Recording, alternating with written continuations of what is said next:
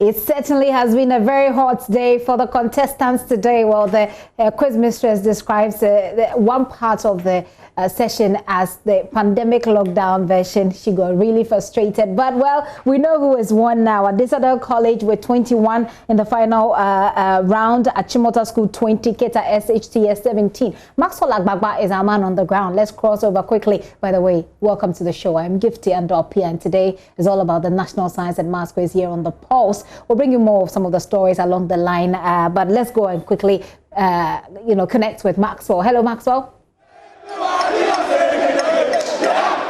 Yeah, hello, Gifty. I can hear you. So we can hear from the ground right now. I mean, Well, it's all jubilation here at the University of Ghana Business School. This other college have qualified to the semi-finals of the National Science. They've qualified to the grand finale of the National Science and Maths quiz, and this was a spectacle. I mean, it's victory for this other college, but a lot of the people I've been speaking to here tell me that it's a Pyrrhic victory. It cost them so much, to win this. So really, they can jubilate, but it's a Pyrrhic victory for this other college. At the end of the contest, they just went through to the grand finale by just 1 point, confirming the assertion that many have that this other college, they just know how to get to the grand finale, and they just proved that to the whole world. Let me speak to this gentleman my friend from this other college. Talk to me. What's the feeling like right now? We are to the grand finale. Yeah, you see, it was a very tight contest, and we are winners. That is what we do. No matter how we win it, we need to win it. That's what we've been doing all over the years. And it was a very tough contest. Chimota really gave us a tough time. Keta they were up there. They really performed very well. But once you're a winner, you find the loopholes, you find where the spaces are, you put your nuts there, and then you kill the game. So you were sitting behind me in the auditorium. What was going through your mind at that point when you knew that? I mean, you could have lost at that point. At some point. Funny enough, she was also behind me. And as they won the last baton radio, she was shaking the chair. I could feel the auditorium shaking. My mind was somewhere. I was in mass. I was just waiting for a miracle. And once you are prepared, whatever comes your way, you take whatever comes your way. I mean, you make the best out of it. So it was a very tough contest, and we made the best out of it. Let me say that we're just trying. I'll talk to you. We're trying to get some of the guys from Keta School. It's difficult finding them at this point. Even during the competition, they promised that they were going to talk to us after the competition, the contest. We're trying to get them and talk to them. But we'll try and get some of the boys from Pesek Legon. We'll talk to them as well. But my lady from Chimota School, you missed out on the grand finale by just 1 point. Just 1 point. I feel so sorry for you right now. Okay, talk to me. It's just 1 point. So at the Untitled College shouldn't make too much noise. I mean, they're not so much for us. We could have. Yes, but then we are still proud of them, and we are proud of ourselves too. You're proud of yourself too. Yeah. Just 1 point. Oh my God! I saw you jumping from behind when you're super sub. If I know. And second I told you earlier she was going to do something for us, and she did very well. She did just what we expected her to do. It's fine. We are proud of her. So next year, we'll see you next year. Yeah, next year we are going to the finals. Okay. Thank you very much. But as you can see, these gentlemen are from Pesek Legon. I'll put you on. Wait up. Hold on. I have some last words. You want to say something? So to my brother, William, I brought her here. I made sure she enjoyed herself, but she lost. VOLTA, all Santa Clauses 2013 batch. Charlie, you boys are massive. Shout out to you all. Charlie, thank you very much at this other college. Now let's check out what is happening here. The next contest, Prosec Legon Kumasi Academy. Wait, you wanna? Yeah. At the beginning, you asked me a question. Every Presbyterian Technical School is also in Yes. But at the beginning, you asked me a question. You asked me what are my expectations, and I told you two things. I told you that at these other boys, we don't do ifs, buts, or maybes. We do only absolutes. And at this other is the best school in the country. I told you that. I told you we are going to 4 consecutive finals. This is a 5th consecutive final. And the best team in Ghana. No size, nobody. Oh, I just go.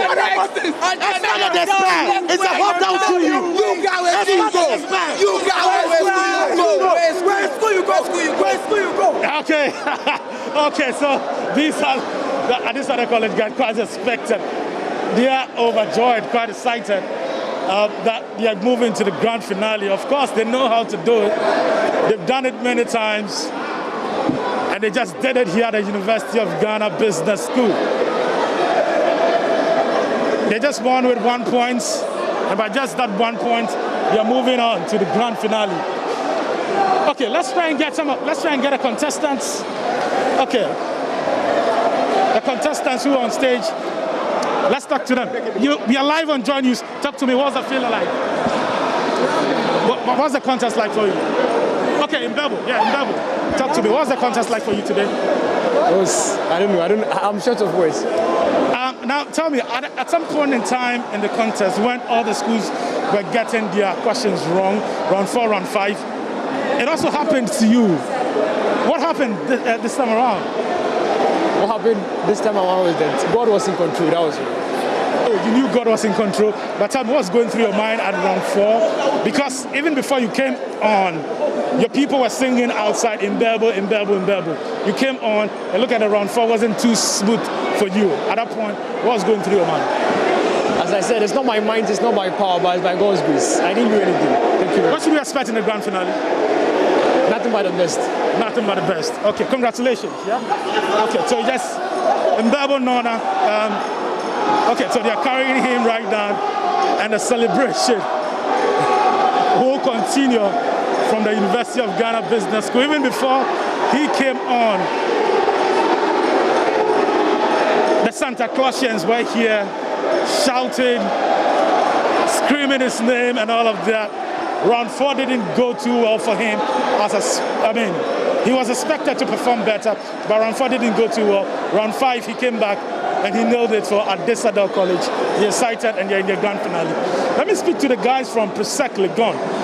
They're saying that they're already celebrating 6 because they know that they're lifting this year's trophy. Maxwell, if I may come in quickly, this contest. I'm hoping that you hear me, Maxwell. We're seeing a little bit of crowdedness behind you, and I'm trying to figure out what is happening right there. I mean, most of them are wearing masks, which is a good thing, but it looks as if they're really crumped up there. What is happening? Okay, so before you get access to the auditorium, your temperature has to be checked. If you do not meet the required threshold, you will not be allowed, to get in there. If it is above the threshold, you will not be allowed in there. Okay. So that's what is going on right now, making sure that all the people who get access to the University of Ghana Business School are wearing their mask and also have the right temperature. Okay. And then also, if you go in the University of Ghana Business School, because of social distancing protocols, you can't sit very close to the next person. There has to be an empty space. So that's what the police officers here are making sure would happen, in the main auditorium. So the queue that you're seeing here, all of the people in masks, we are very excited, very happy about that. The temperature would first have to be checked, and then you go in there, they make sure you're wearing your mask. They give you hand sanitizers to sanitize your hand before you get access to the main hall. Okay, so that is what is causing. Right. We see that they've started to move gradually. Here. Yeah, we've seen that they've started to move gradually, but exactly. This must be a very tough process there, and hopefully we're all keeping safe. But Maxwell, I see that you tried to talk to some of the Prosec boys there, and they wouldn't even give you the chance to interview them. They certainly are anxious about what to expect, aren't they? Exactly. We've seen it happening here at the University of Ghana Business School, where a lot of old students came on JoyNews to talk, for want of a better word, brag about their schools. By the end of the contest, they really did not win, and the trolling, happened on Twitter.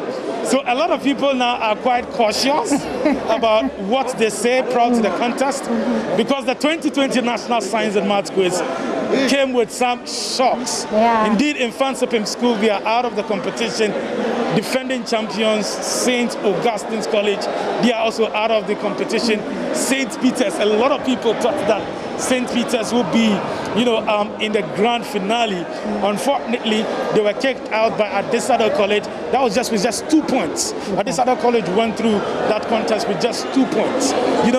So for the shockers, we've had many. Now, St. Peter's SHS, especially because, Michael Obin, we saw him in the 2019 competition. He was in the grand finale for St. Peter's SHS. He had experience of the stage. He knew how to manage his anxiety. And at the 1-8 stage, we saw them winning with 68 points, 68 points, that was the highest that we had ever seen, in the contest. And indeed, it's important for me to mention that no school has broken that, record yet. So many expected St. Peter's to go through the grand finale, but they had a shock of their lives when, when Adesado College actually beat them, to qualify to the semi-finals. And now at the semi-finals, they've qualified by just 1 point. 1 point. And they're moving to the grand finale. And that's what beating... One thing we've observed, one thing we've observed for this contest is that you really will not find the schools winning with huge margins at this stage. In previous years, quarter-final contest, you can see a school winning with a huge margin. But this is not the case this time around. The 2020 contest is not the case. We saw Keta Senior High Technicals at a point. You think that Keta Senior High Technicals were going to win that contest. We saw that in the quarterfinals, Prempeh College and Achimota School. It was a tie-breaker question that separated Prempeh College and Achimota School. In fact, Prempeh College rang the bell for the first time. They got their answer wrong. Achimota also rang the bell. They got it wrong. The second question, Prempeh College rang again. They got it wrong. And then Achimota got it right. And that was the only way Achimota got to the semi-final. Yeah. So from what we have observed from this year's competition, you can be a top school, you can be 4-time winners, you can be 5-time winners, but you're not winning with huge margins. No. Yeah, the reigning champions have been kicked out already. Just witnessed. Exactly, Gifty. So for this contest that we've seen, for instance, the schools did not make huge marks. No, they didn't, not at all. So it tells you that there are a lot of shocks, to expect. So Maxwell, I'm just wondering. The people who come here. Yeah, I'm just wondering. You can try and talk to the Presec boys if they'll allow you to talk to them, and if they're actually in the mood for a chat. But then I'm wondering, is it that the questions this time around were just difficult? Is that the sense that the quiz mistress, for example, gives? Or is it that the students were just not getting them because it got really frustrating for her, and she called it the pandemic lockdown round? Yeah. Exactly. In the regions, when we traveled with a team to cover the preliminary round of competition, what actually came up was that for a school like Sunyane, secondary school, they had the highest score, national. In Ghana, they had the highest score during the regional qualifiers with 75 points. But just when the prelims of the National Science and Maths quiz started, in their first contest, they dropped from 75 points to about 30 points.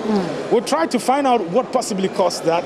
And for some of the people we spoke to, they told us that coronavirus could actually be blamed for that performance, because they say that when the coronavirus pandemic set in, it was difficult doing face-to-face interactions because there was a lockdown, there were a lot of restrictions. Sometimes they had to, resort to online, studies and all of that. And the general uncertainty about whether the NSMQ would happen this year or not, that was the reason they gave to us. So we're just thinking, this just me thinking, that perhaps the performance could also be a reflection of the coronavirus, pandemic. And I think it makes a lot of sense because Well, if you're uncertain that the competition is going to happen this year, definitely there will be some kind of laxity in your preparation, you know. So I give many of them the benefit of the doubt that possibly the coronavirus might have taken a toll, you know, on the performance of these contestants, Gifty. I can so imagine, but you see, I think we need to give those contestants some credit, because when you keep giving answers and get them wrong, it's not easy to continue from there. But they somehow were able to bounce back, and at least now we have a winner. Exactly. I think what perhaps you did not see on TV, I don't know if it was on TV, but at a point when, you know, the quiz mistress was not really happy about how the contest was going, a lot of them getting their answers wrong.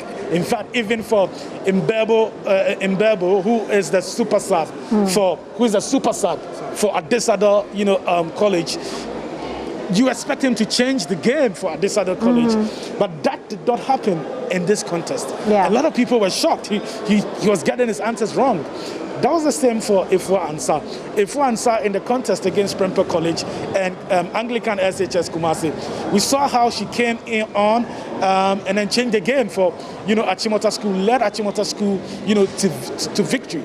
But that did not happen this time around. In round 4, we saw how she was also getting, you know, some of the answers, you know, wrong. Yeah. But it was in round 5 that she recovered and then, you know, bounced back. What happened actually was that we had a psychologist moving onto the stage. There's a resident psychologist here who moved onto the stage to talk to the contestants. So I'm sure that really, you know, changed the dynamics of the whole contest. After you know, the psychologist spoke to them, I'm sure he told them to, you know, to calm down, relax, and you know, because if you're in there, you know, Gifty, I don't want to be in the shoes of these contestants. Me neither. Because I was in the auditorium, and whilst Mbebo was, you know, coming on to the stage, the Adesada College boys were outside. Many of them singing the school anthem, you know, chanting, bragging about winning the contest and all of that. So really, if you're in his shoes, you know that you carry the burden of a lot of old students. You know, you carry the burden of a lot of Santa Clausians. You need to prove that indeed you're from, you know, Adesada College. The gentleman I spoke to, he said they do not deal with ifs and maybes and buts. They go in there to win. So really, if you're a contestant from a school like that, you definitely would have to deliver, Gifty. I know, right? And that puts a lot of pressure on you. It does. It certainly does. And when you hear your school chanting in support of you, you certainly want to impress them. That alone is enough. But it's a good thing that they have psychologists there who are helping these people, because this has a way of damaging your sense of confidence. Maxwell, let's talk about the next context, which we're expecting to start at 4:30. We're looking at Kumasi Academy, Ebri Presby Senior High Technical School, and Legon Presec. Okay, well, this contest, Presec Legon, they say hashtag let's celebrate 6. They're saying that they are already celebrating 6 because they know that for this year they are winning the 6th trophy of the National Science and Maths Quiz. Now remember that they are the record holders when it comes to the National Science and Maths Quiz. No school has won the National Science and Maths Quiz like they have done. They've won it 5 times. The school that is close, that's a bit closer, you know, to them is Prempeh College. And even for Prempeh College, they've been kicked out, you know, of the competition. So it means that they still maintain, you know, that level of superiority. But they are hoping to increase that from 5 to 6 this year. And the agenda is still on course. In fact, if you meet the boys, you speak to them, they tell you, let's celebrate 6, let's celebrate 6. They started that in the 2019 competition, but that did not happen in the 2019 competition when they started talking about let's celebrate 6. We remember in the grand finale, they lost by just 5 points to St. Augustine's College. 5 points, and because of 5 points, they couldn't celebrate 6. This year they are back, they are saying that, look, we are determined and we're going to win our 6th trophy. And that seemed to be the refrain, if you speak to other people here. Well, you do have some of them behind you. Do you think they will be happy to talk to us? Yeah.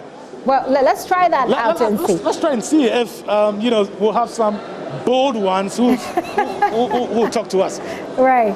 Maxwell Agbaba there trying to talk to some student at the Presec Legon. Right, let's see what he says. Tell me, How confident are you, Kumasi Academy? Oh, we are not afraid of anyone. Okay. We are not afraid of anyone. We are coming for the SIT trophy. You are coming for the SIT trophy? The SIT one. Okay. Yes. What makes you so confident? Some of the guys are not willing to talk because they just they are just not sure. They are shy of the camera, but we are here for the SIT trophy and no one is stopping us. We've already taken it. We are thinking of the 7th one, which is next year, yes. Okay, so you're taking it for the 6th time? Yes. The boys are good. The boys are good. What makes Presec Legon different from the schools? From the other schools, yeah. Oh, the boys start training from Form 1, so there's no slacking. They are here to win it. Yes. They are not taking any chances. Yes. Okay. They are very confident too. So okay. Yeah. Okay. Let me also try and see if I can speak to Presec Legon. Are you from Presec Legon? Yeah. Okay. You are former students? Former students. Okay. Which year? 2016. 2016. 2017. Okay. Tell me. Is Presec Legon winning this? Are we celebrating 6? Most definitely. Most definitely. You know, we have never met OWAS in the finals and lost to them. But I think we've met them 3 times and it has been all tears for them. And so this year is going to be another teary year for them. Last year we met at Disco and OWAS in the semi-finals. It was a brutal beating for the both schools. It's going to happen again this year in the finals. And so expect the best from Presec. This quiz we are going to have just now is a foregone conclusion. So let's be looking into the finals. Really? Yeah. Have you checked out Kumasi Academy? Oh yeah. They kicked out Infantipim School. I mean, Infantipim School is nothing to write home about. And so if they've kicked out Infantipim School, it is nothing to write home about. This is the best team in the whole of the Republic. This is the team that has won it 5 times. This is the only team to successfully defend its title. And so we are going to do it again. Wow. Yeah. Tell me, what kind of joy does it come with? You know, winning the National Science and Maths, quiz. What kind of pride does it come with for you, old students? What it does is that it assets your superiority as the best school in the Republic. And it also reaffirms the fact that you are one of the best schools in the country. And so it is a joy knowing that of all the science students in Ghana, when they were all brought here for a quiz, Presec was able to come out tops. That is the kind of joy that it brings to old students of the schools. Wow, and that's why you go all length to support your schools to victory. Exactly. Okay, I see. Now, talk to me. What's your assessment of the contest for today? It's happening in some minutes. Oh no, I think I'll just reiterate my brother's assertion because looking at how the boys have fared from the beginning of the contest, we expect nothing but a win. Presec has been one of the best, if not the best. And looking at our performances, if you look at the history of this quiz, we have been performing very well. This year, we performed very well. Last year, we placed 2nd. And so if last year we placed 2nd, of course, Providence should have it that we should be able to place 1st this year. So we just expect a win. Nothing but a win. Last year you were so close to the trophy. You missed out by just 5 points. Yeah. Are you not scared that, that could actually happen again? Oh no, failures in life actually make you a better person and they give you the opportunity to work on your wrongs. So we've actually done our homework well and believe we can be the better team this time. Okay, sure. Thank you very much, gentlemen. Okay, so I have someone from Kumasi Academy. Kumaka, tell me, you guys beat Infantipim School, right? Yes. What's the feeling like right about now? You're going to meet Presec and a Bree Senior High Technical School. Are you winning this contest? Oh yes, for sure. We are winning this contest.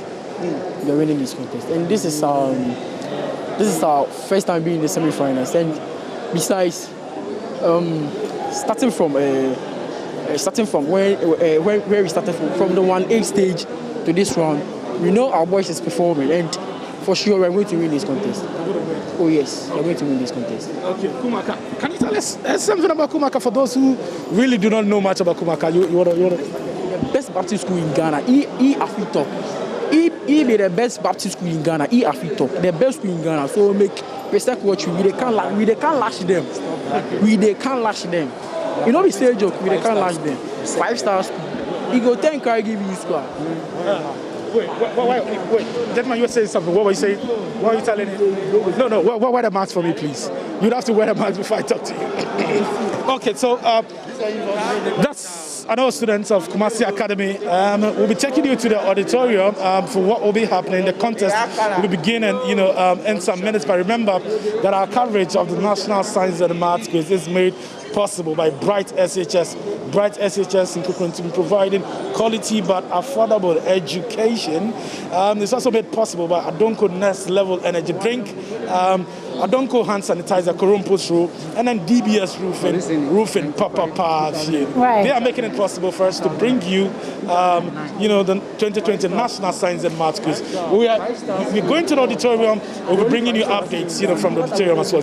Very well, Maxwell. Interesting guys you talked to right there. I mean, the first guy you spoke to, the 2016 must be a PRO for the school. He speaks very well. He says it's a foregone conclusion. It's the best team in the Republic. We'll see how that goes. Maxwell, we'll be coming back to you as and when. Maxwell Agbagba there, joining us all the way from the University of Ghana Business School. It is the National Science and Maths Quiz today. The next context is up in less than 30 minutes, and you're having Kumasi Academy, a school that kicked out, the reigning champions. You have the Ebri Presby SHCS, you have Presec Legon, all coming up. We'll take a very quick break. When we return, we'll tell you what else has been happening. We'll go to the Electoral Commission headquarters. President Akufo-Addo has been picking up his nomination forms. We'll be right back.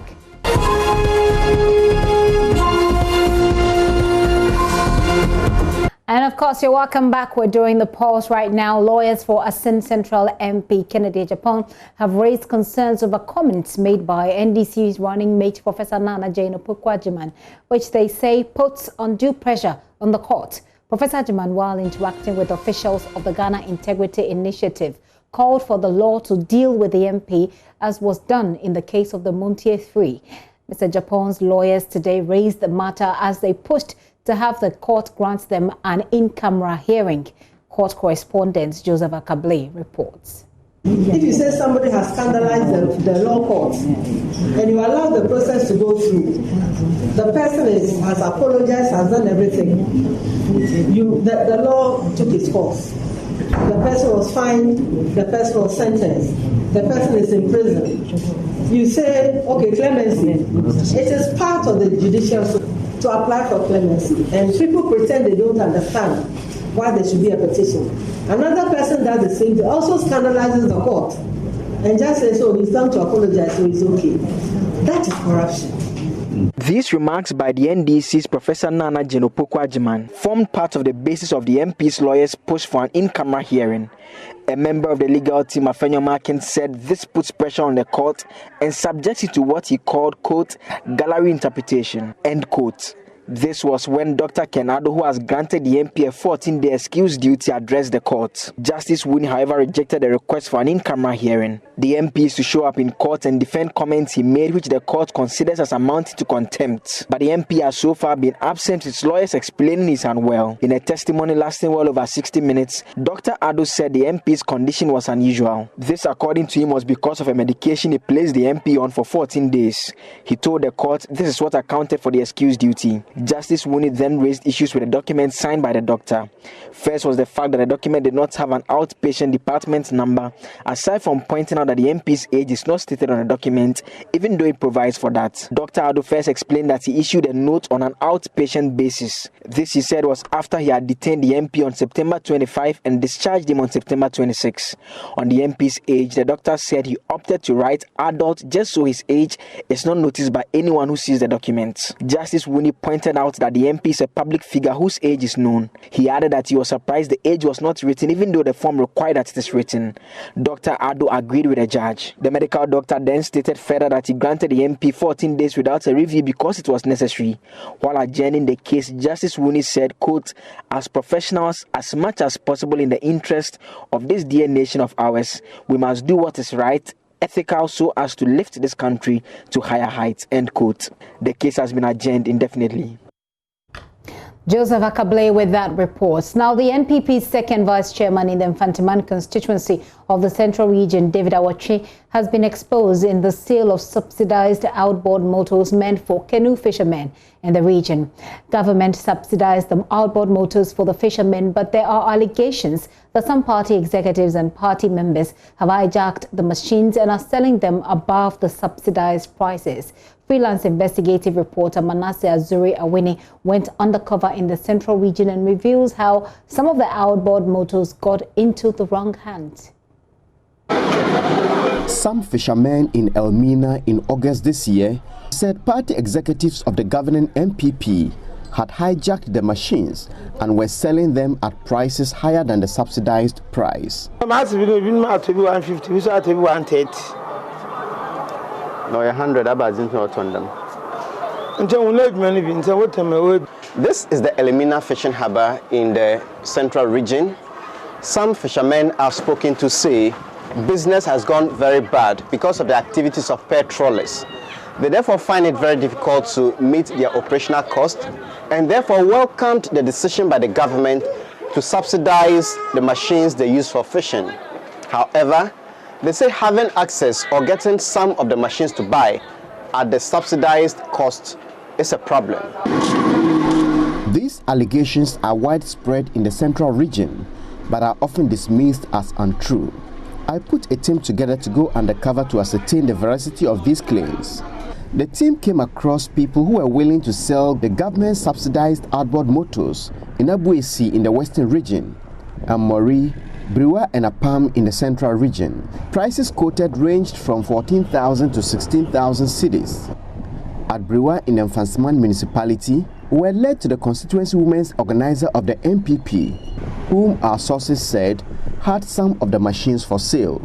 When we met her, she said she had sold hers, but directed us to a man who acted as a middleman for another seller of the subsidized machines. The middleman led us to where the machine was and insisted that the cost of the machine was 16,000 cedis and nothing less. This is a 40 horsepower Yamaha outboard motor my team and I have just bought from one David Awoche in Briwa in the central region here. These outboard motors have been subsidized by the government of Ghana and are meant to be sold to the fishermen. But some members of the governing New Patriotic Party have hijacked them and are selling at a higher price than the price that is supposed to have been sold to the fishermen. That machine belonged to the MPP constituency second vice chairman, David Awoche. When the sale was sealed, we requested a receipt and he wrote it on an MPP notepad. When I called David Awoche later, he told me he had used the details of his late uncle's canoe to secure the subsidized outboard motors, even though he wasn't a fisherman. The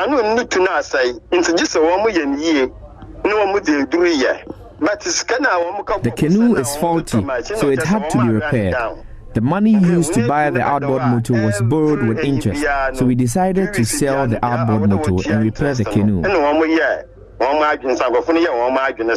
When I drew his attention to the issue, the Central Regional Minister, Kwame Nadanka, said he had instructed the Municipal Chief Executive of Mfansaman to act on the matter. Once this came to my notice, immediately I got in touch with the Municipal Chief Executive for him to give me the background to that. And he did indeed say that this person who has come on the radar, that he's got one and has decided to sell it over and above the subsidized price, was indeed given one. But he was given one meant for relative fishermen. So I instructed that quickly bring this report to the police and let the police go and pick him up. Well, the latest is that the Salt Pond Police has commenced investigations into that matter. More of that in our subsequent bulletins. Now, Parliament has thrown its support behind the executive to deal decisively with attempts by secessionists to declare an independent Western Togoland. Minority Leader Haruna Idrisu told the MPs on the first day of sitting following 7-week break of that the president can be rest assured the House supports efforts to keep a united country. We all must work to preserve the peace, the stability, and the unity of our country. So whilst welcoming members, Mr. Speaker, there is an ugly threat to the stability, sovereignty, and territory of Ghana in the VOLTA region.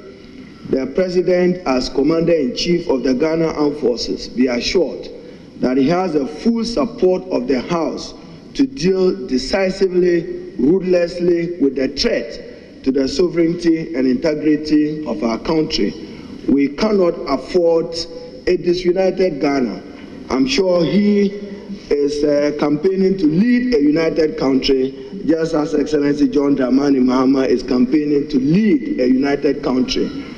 He should endeavor to uphold the provisions of the Constitution, particularly Article 4, which guarantees the sovereignty of a united Ghana Republic. We will support the President fully as Commander-in-Chief and President of Ghana to contain the imminent threat to the peace, stability of Ghana, and in particular the people of the VOLTA region. The threats there can be worrying and can undermine the conduct of free, fair elections throughout Ghana, and in particularly in that region. So I want to welcome colleagues back to the House and assure the House that we will support every effort of government to contain that ugly threat. I thank you, Mr. Speaker. Thank you very much.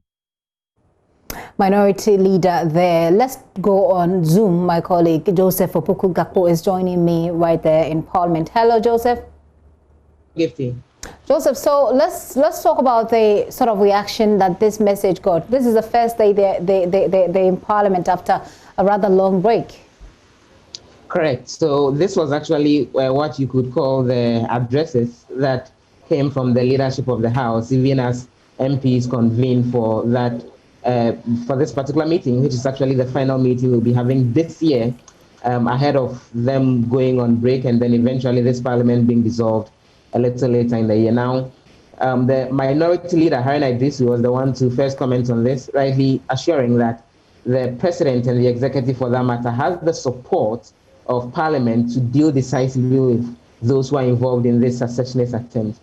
He got a comment on that as well from the Majority Leader, Chairman Sabonsu, who interestingly was introducing a very interesting perspective, actually making the point that he hopes that there doesn't exist any situation where any member of Parliament will be behind this attempt to create a secessionist group and even allow for the secessionists of the Republic of Ghana. As to who exactly and what exactly he was referring to in that urge, no one knows. But he repeatedly made the point that he's hoping that no member of Parliament supports that particular group and their action. On December 7th, the institution that is charged with the conduct of the elections has given all assurances that they are going to ensure a smooth conduct of elections that will be peaceful, that will be transparent, that will be free and fair. The authorities, the President has also assured that whatever it takes to make these elections peaceful, the Executive is going to assure and indeed ensure that. The Speaker, men and women of goodwill must urge the Commission to do what is needful and appropriate. But it will be most unpatriotic to resort to scaremongering, as some people are trying to do, as if this is the first elections that this country is going to have. The Speaker, we have had several elections. Sometimes we must admit we push ourselves a bit to the brink. But Ghana has survived. And we must count on the goodwill and the good conscience of all of us to do what is right, but not to be unnecessarily engaged in scaremongering, as if the heavens are going to cave in on us. It's not true. What needs to be done, however, must be done by all of us as a collective. The Speaker, the Minority Leader, has spoken to the unfortunate incidents happening in the VOLTA region.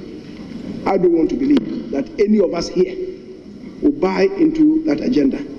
This country has had a referendum in 1992 and resolved as a nation that we will live together in unity, and we resolved to also protect the stability of this country. The clarion call should go to all of us. It should go to all of us herein assembled as members of Parliament, that collective resolve which happened when we conducted the referendum that approved the 1992 Constitution still holds, and we should not allow any individuals with ulterior motives to take this nation to the brink. We must live in unity, we must live in stability, we must live as a collective. Mr. Speaker, as a former head of state, General I.K. Echampon used to say, this is our country. We are one people with a common destiny, and we live in one nation. And this nation shall continue in perpetuity. Let nobody attempt to fragment this country. It's not going to happen, and it will not happen. And I believe I speak for all of us. Mr. Speaker, I thank you for the space granted me. Majority Leader Oseiche Mensah Bonsu. Joseph Opoku Gakpo is still on Zoom with me. Joseph, so we've heard him, we've heard the minority side as well, but another issue that came up was our account, Ghana's account in Belgium, that apparently has had to be closed down. Tell us a bit more about this. That report that Manasseh Azriawene put together, and we had run on JoyNews, and you heard in that report the Foreign Affairs Minister, Shelia Kobote, making the point that the situation with the closure of the accounts, which in summary is developing because the ING Bank, which is actually the embassy's bankers in Brussels, has asked that the accounts be closed without giving any reason, and a deadline has been given of the 12th of November, and the indication is that Ghana is supposed to clear that account of all money that's sitting in it so the account can be closed. The foreign minister, in that interview with Manasseh Azriawene, linked this situation to, you recall, the EU's decision to put Ghana on a list of countries that are on a watch list as far as anti-money laundering and also terrorism financing is concerned. And what this has meant is that there is increased scrutiny of various transactions that are going through the Republic of Ghana. The chairman of the Finance Committee, Dr. Marcus Beyabwa, has been speaking to us on that. I asked him what he makes of that development, and he delinks the situation in the directive to close the accounts from the EU putting Ghana on the watch list for money laundering and also for anti-terrorism, and insists that we need to wait for more details on what exactly has led to that. But he went on to say that when it comes to even dealing with issues of anti-money laundering, there's currently a bill before Parliament to allow for that. It's currently before the Finance Committee of Parliament, among more than 40 bills that the House may look at over the next 4 weeks or so, 4 to 5 weeks. And he is confident that when that bill eventually gets passed, Ghana will have very strong regulations on avoiding money laundering, and then that may eventually help us get off that particular watch list of the European Union. We've been asked to close the account on account of this Ghana being placed on the EU's anti-money laundering. The foreign minister draws that strong link. No, if that were the case, if that were the case, how about the embassy in the Netherlands, in France? They are all in the EU zone. Do you understand? So they've attempted breaking it down. Brussels is the headquarters of the EU, yeah. And so it all starts from there. So if that is the case, then we should see it, the wind blow across all our consulates in the union. Okay, so that we are not clear about. But Ghana recognizes that there are loopholes in our anti-money laundering law. As we speak, there's a new anti-money laundering bill. That is before the Finance Committee. I'm sure you see it in the votes. It was referred to the Finance Committee on the last day, the 14th of August. We worked on it the past weekend. And so in the coming days and weeks before Parliament rises, after this 5-week meeting, we'll have a new anti-money laundering law, which is tighter, which is stricter, and which will address the concerns of the European Union and other bodies. So we admit, and this is nobody's doing, cyber crimes that happen on a daily basis. The criminals and fraudsters are always ahead of legislation. And so the Anti-Money Laundering Act was passed in 2008. 6 years later, in 2014, it was amended. And another 6 years later, we are back at tightening it. I would not be surprised that in another 5 or 6 years, we would have to do something, because fraud is always ahead of the legislation. Did you have to wait for it to get to this extent? The EU gave the warning earlier in the year. Not much was done to the extent that then you don't rush and bring legislation here for the sake of it. There is FATF recommendations, okay? Ghana does not operate on its own. We are in the sub-region, and you have to meet with all countries in the sub-region, put together legislation that cuts across, because, mind you, there's free movement of goods and people in West Africa. So, sorry, Joseph Opoku-Gakpo there. Let me wrap up with you, Joseph. Does this mean that the account will not be closed? I mean, what are the next steps to be taken as we wrap up? So far from that, the account will be closed. What government is aiming at is to create a situation where Ghana will eventually get off the list of such anti-money laundering and anti-terrorism financing, so that then going into the future, if the banks may want to go ahead and review whatever they would want to review, then that becomes the case. We've heard the MP for Boise East and Deputy Finance Minister Kuku Kwarteng indicate that by the end of the year, Ghana would get off the list. But when you hear Dr. Makasbe Boa try to break it down, he makes the point that this legislation may eventually be approved by the end of the year. It may go through a number of other processes in terms of the EU doing the necessary assessment. And Ghana needs to show that we are implementing some of those legislations and doing all the other things to show we are stopping possible financing of terrorism and money laundering activities before the EU will then go ahead and do that. So it may take a little longer than government is telling us that this whole issue may be dealt with. We'll see how it goes. Joseph, thank you so much. Joseph Opoku-Gakpo is our parliamentary affairs correspondent there. Let's do some politics.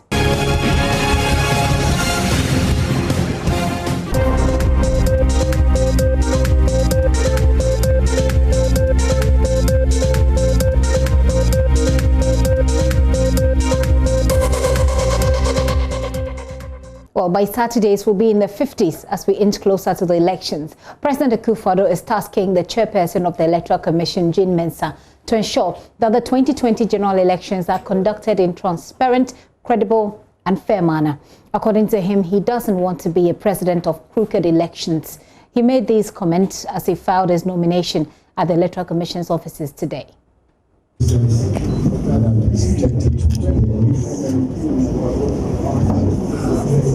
Running mate and I represent a party that from its very inception in 1947 has been committed to democratic governance. We've been unwavering in our attachment to democratic values and principles.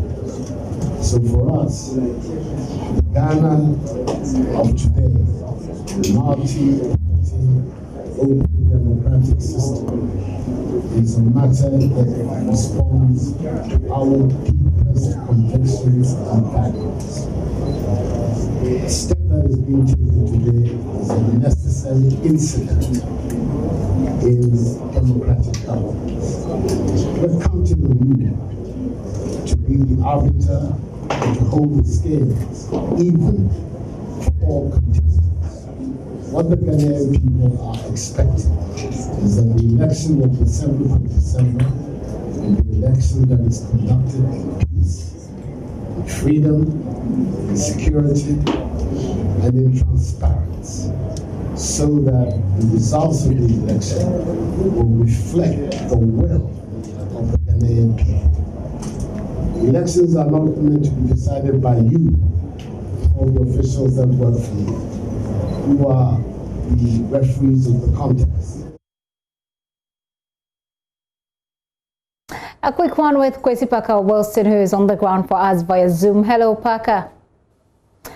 Well, right, you've been monitoring the processes at the EC headquarters. Bring us up to speed on the process. We know that a lot more after the president have gone to file theirs. Well, so that's correct. Before the president filed the nomination, 2016 independent candidate Jacob Okoye-Boah came in to file a nomination on behalf of Alfred Walker, who will be an independent president candidate for this year's election. And it was quite surprising to the media that Jacob Okoye-Boah, who many had thought that was going to again contest an independent candidate, but actually has become a running mate to Alfred Walker. And shortly after that, the president and his entourage also came to the Electoral Commission to file their nomination.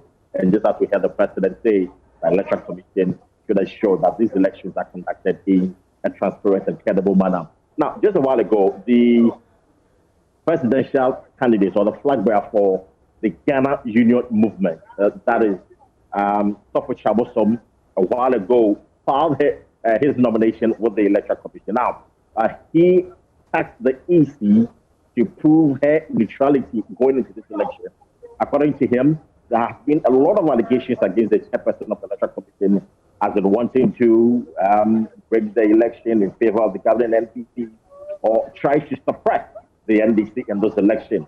Well, for him, he wants the chairperson of the EC to prove her neutrality as we go into the election, and that the credibility of this election lies in the hands of the chairperson of the Electoral Commission. So these were his words to the chairperson of the commission. So he's filed, the EC has ended today's filing nomination. And in fact, we're expecting Hassan Ayerga of the APC, that's the APC flag bearer, to come and file his nomination as well. We are told he's postponed that to on Thursday. So on Thursday, we expect Hassan Ayerga to file his nomination. And also, former president and flag bearer of the opposition NDC, John Dramani Mahama, is expected to file his nomination tomorrow here at the Electoral Commission. So if you ask me today, Jacob Osei-Yeboah, Nana Addo Dankwa, the president, and the flag bearer of Ghana Union Movement have successfully filed their nomination forms. And Gifty, before I go, the EC makes us understand that they are only receiving the form. It is not like they've cleared them to contest in this election. In fact, a team has been set up to peruse the document, to validate the information that have been provided in the document. And so, if the information in the forms are correct, that is when the EC can say that indeed they are successfully filed and have been cleared to contest in this year's election. The technical teams that have been set up to validate the nomination forms that will be brought in. Let's listen to how it was communicated at the Electoral Commission's headquarters today. We are gathered here to kickstart one of the most important activities in the lead up to the December 2020 presidential and parliamentary elections. Indeed, without this activity, the Commission cannot run the election. And here I'm referring to the filing of nominations by presidential candidates who are seeking to contest the 2020 presidential and parliamentary elections. Distinguished ladies and gentlemen, Regulation 7 of CI 127 enjoins a presidential candidate to complete and sign 4 copies of the nomination form. Additionally, the forms shall be signed by no less than 2 persons who are registered voters in the area of authority of each district assembly. The president is required to designate a person to serve as his or her vice president. Furthermore, he or she is required to deliver the forms on a date agreed by the political parties and the Commission. Distinguished guests, as part of the Commission's efforts to ensure a transparent, credible, fair, and yet accountable process, the Commission has developed a detailed checklist that embodies the criteria to be satisfied by the presidential candidates as prescribed by law. The template will guide the scoring and awarding of marks by the teams established by the Commission, who would scrutinize and review each of the nomination forms submitted. This year, the Commission has established 2 teams who have been tasked to review all the forms submitted. The technical team has been tasked to scrutinize the forms submitted to ensure that the presidential candidates meet the criteria as set out in the law, namely that the presidential candidate is at least 40 years of age, that he or she has satisfied all tax obligations, and that he or she has nominated a vice presidential candidate, among others. The second team, that is the IT team, has been charged with the responsibility of scrutinizing all the voter ID cards of the presidential candidates and their supporters to verify whether the candidates and their supporters are indeed registered voters. Both teams have been provided adequate training and orientation to carry out their functions as prescribed by law. The guiding principle for both teams is clear. They are to operate within the confines of the law. They are not to exercise discretion in the matter. Above all, they've been tasked to be fair and yet firm in executing their duties. We have no doubt that the process will be transparent, fair, and peaceful. Additionally, we are confident that the 5-day period provided for the filing process, as opposed to the 2 days provided in previous nomination processes, will allow enough time for presidential candidates to correct any errors identified in their forms. We believe that this would help eliminate the tension and rancor that characterize previous nomination processes. Mr. President and Mr. Vice President, we welcome you warmly to the Electoral Commission of Ghana once again, and we thank you for coming personally to submit your nomination forms. Chairperson of the Electoral Commission, Jean Mensah. Kwesi Parker wasn't still there. Let's wrap up with him quickly. Parker, you also spoke to the NPP party chairman. What has he been telling you? Well, so the chairman of the governing NPP, Fred Blake, tells me that today is an indication of, in his words, for President Akufo-Addo to do more. And for him, he's quite set in his mind that with all the things they've done for the people of this country, the electorate will renew the mandate of Nana Akufo-Addo. And again, with some allegations against the chairperson of the Electoral Commission, especially from the flag bearer of the NDC, Fred Blake says that Mr. John Mahama is actually frustrated, and that is why he's making some of these allegations. Now we shall listen to him.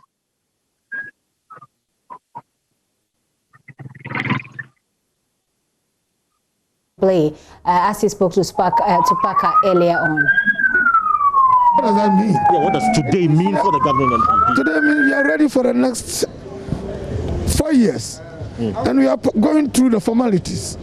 It should do. That's the constitution. That's the law of this country. That before you present yourself for the next round, that is for 2027 December elections, you must go through this process. Right. He's the first person to do so, to obey the laws and to follow what ought to be done. And he made remarks that he would prefer to be a legitimate.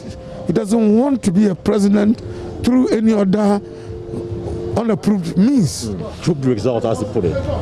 That's what it is. But and that's what he's come with. The supporters, he brought his documents, he paid the relevant fees to be filed for filing and all other things. The president is a man who opposes the constitution. But your main opponent and the flag bearer of the NDC, John Mahama, has consistently indicated that this EC intends to rig the election in favor of the NDC. And that's what you people keep on listening. That's what the opponent of the president, who is getting frustrated, who doesn't appear, he sees the sign clear, and therefore resort to some kind of accusations, baseless accusations.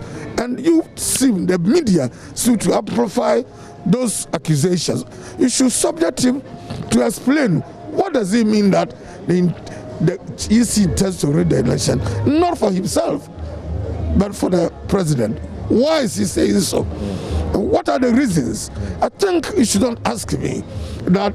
That's what the man says. And for me to reply to what he said, you must ask him, the presidential candidate, the former president of this country, that how is he good? This is transparent, clear, fair.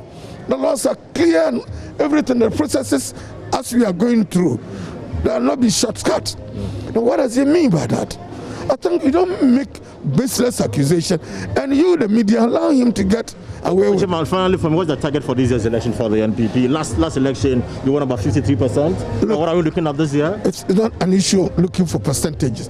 We want to win convincingly. We want to return a good number, very, very comfortable majority in the House, so that we can pursue what we are doing for this country and bring progress and prosperity for the nation. That's what we're about. And it's been led by Nana Akufo-Addo, supported ably by his Vice President, Dr. Mahmoud Bawumia. Thank you. Thank you very much, sir. Freddie Blaze speaking to Kwesi Parker-Wilson at the Electoral Commission headquarters. Well, we understand that tomorrow the General Secretary of the NDC, Johnson Asiedu Nketia, will be filing the nomination on behalf of the John Dramani Mahama. Well, the governing New Patriotic Party once again is dispelling rumors that it is not keen on winning the Klote-Kwale parliamentary seat, with a strong statement of intent about its readiness to recapture it from the NDC as it deploys bigwigs of the party, including Speaker of Parliament, to campaign in the constituency for the party's parliamentary candidate. The Klote-Kwale seat has evaded the governing party after losing it to the NDC since 2008. Addressing party faithful at a fundraising and outdooring of the party's parliamentary candidate, Speaker of Parliament, Professor Michael Quay, said the party has addressed internal wranglings that caused its defeat in the 2016 parliamentary elections and is united in its bid to unseat Dr. Zaneto Rawlings. Internal rancor characterized the front of the MPP in the Klote-Kwale constituency going into the 2016 elections. The man at the center of the controversy, who subsequently broke away from the party to contest as an independent candidate, is Ninoy Norte. I apologized to the constituency that in 2016 I misled a lot of people in the constituency because of anger and all that, and it cost us from winning the seat. So with this opportunity I had, I apologized to the constituents and I assured them of my loyalty and commitment and making sure that 2020 we would recapture the seat. The candidate made a strong case for himself and why he deserves to represent the people of Klote-Kwale. Because in my case, I was born and raised entirely within the constituency. I was born and raised at Osu. I also had family at Asylum Down. So I used to travel in between Osu and Asylum Down. I used to play a lot of soccer around Adabraka. And so I know the constituency very well. And I've been active within the political space, the social space, and the cultural space of this constituency. So I feel the heartbeat of this constituency. There have been rumors that the MPP is not keen on winning the Klote-Kwale seat. A rumor the Director of Operations at the Presidency, Lord Comey, dispelled. It may be a strategy from the opposing side. But we are so clear in our minds as a campaign. We're winning 180. We're targeting 186 to 196, and we're working towards it. Klote-Kwale is one of them. Certainly. As I said, the Greater Crest target is at 24 seats. Klote is one of them. No two ways about that. And you can see a united party at the constituency level working towards that. Interestingly, you deployed Speaker of Parliament Mike Okoye charged party faithful to turn up in their numbers on election day to vote for the president and the parliamentary candidate. I am pleased with you. And the two of you know why I'm mentioning it. Hold this young man by the belt. Hold him by the shoulder. He will be in Parliament House and honor all of us. Perhaps with somewhat a united front, the Klote-Kwale seat may not be a taken for the daughter of the former President Jerry John Rawlings, Dr. Zaneto Rawlings. Latif Idrisifa, that reports. Now, Director of Operations at the Presidency, Lord Oblite Comey, says the party is confident that the president will be successful in his second-term bid based on his first-term record. It's politics, so sometimes these things are expected. It may be a strategy from the opposing side. But we are so clear in our minds as a campaign. We're winning 180. We're targeting 186 to 196, and we're working towards it. Klote-Kwale is one of them. And so it can be the case that it's a seat we've won before. I mean, 2 times Honorable Edumante has won this seat for us. So, and in fact, if you check the last election results, our president was leading. It must be because of the division. Honorable Ninoy. All right, so a lot of politics already.